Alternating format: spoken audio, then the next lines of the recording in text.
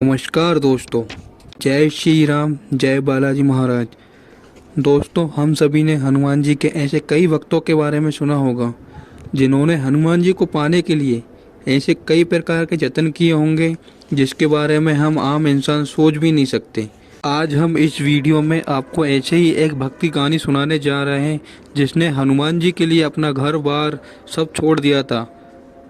यह बात आज से करीब 80 साल पुरानी है। मध्य प्रदेश के एक गांव में एक तहसीलदार रहता था।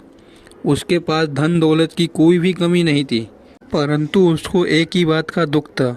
उसकी शादी को 10 साल हो गए थे, लेकिन उसकी कोई संतान नहीं थी। वह तहसीलदार बहुत परेशान रहता था। एक दिन उसे किसी ने बताया कि वह बालाजी जाकर अर्जी लगाए तो हनुमान जी उसकी अवश्य सुनेंगे। और फिर उसने ऐसा ही किया। कुछ समय बाद वह बालाजी के दर्शन करने के लिए गया और उसने हनुमान जी से कहा, अगर मेरा बेटा हो जाएगा तो मैं उसे आपके मंदिर में ही सेवा करने के लिए छोड़ जाऊंगा। और इस बात का जिक्र उसने अपनी पत्नी से भी नहीं किया। और मन्नत मांगने के 1 साल के अंदर ही उस तहसीलदार के यहाँ बेटा हो गया। लेकिन वह बाप के प्यार के चक्कर में वचन निभाने में असमर्थ रहा और उसे उसकी मन्नत भी याद थी। लेकिन उसने हनुमान जी से यह कह दिया कि वह ये वचन पूरा नहीं कर सकता। हे हनुमान जी, आपका यह ऋण मुझ पर रहेगा।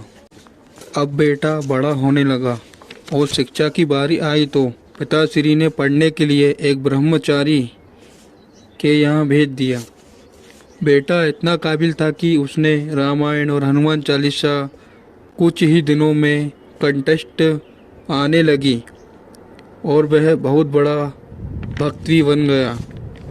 और वह साधु मुनियों और बड़े बड़े उद्योगपतियों के यहाँ रामायण का पाठ करने लगा।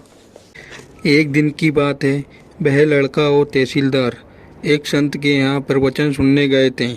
वह संत बहुत ही बड़ा चमत्कारी था और प्रवचन सुनने के बाद सभी लोग संत जी के पैर छू रहे थे और आशीर्वाद ले रहे थे। और वह लड़का और तहसीलदार की बारी आई तो संत जी लड़के को देखकर सब समझ गए और लड़के का हाथ पकड़ लिया और उससे बोले, तेरे पिताजी ने हनुमान जी को धोखा दिया है। वह बालक कुछ समझ नहीं पाया और उसने पिताजी की तरफ देखा और पिताजी से पूछा कि संत जी क्या कह रहे। तहसीलदार को सब कुछ याद था तो उसने अपने बेटे को सब कुछ बता दिया। और संत जी बोले, बेटा तेरा जन्म हनुमान जी की सेवा के लिए हुआ है। तू सब कुछ छोड़कर हनुमान जी की शरण में चला जा। और संत जी का आदेश मिलते ही उसने अपनी नौकरी भी छोड़ दी और वह पास के ही किसी जंगल में एक गुप्त मंदिर में आश्रय ले लिया। एक अनजाने जंगल में जाकर हनुमान जी की सेवा शुरू कर दी और वह लाखों लोगों को हनुमान चालीसा का पाठ और रामायण का पाठ सुनाने लगा। और उसके बाद उस बालक ने पीछे मुड़कर कभी नहीं देखा। वह बालक आज एक बहुत बड़े संत के रूप में जाना जाता है। दोस्तों, आज की कहानी बस यहीं तक थी।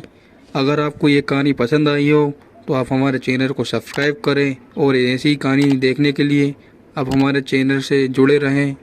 धन्यवाद। जय श्री राम, जय बालाजी महाराज।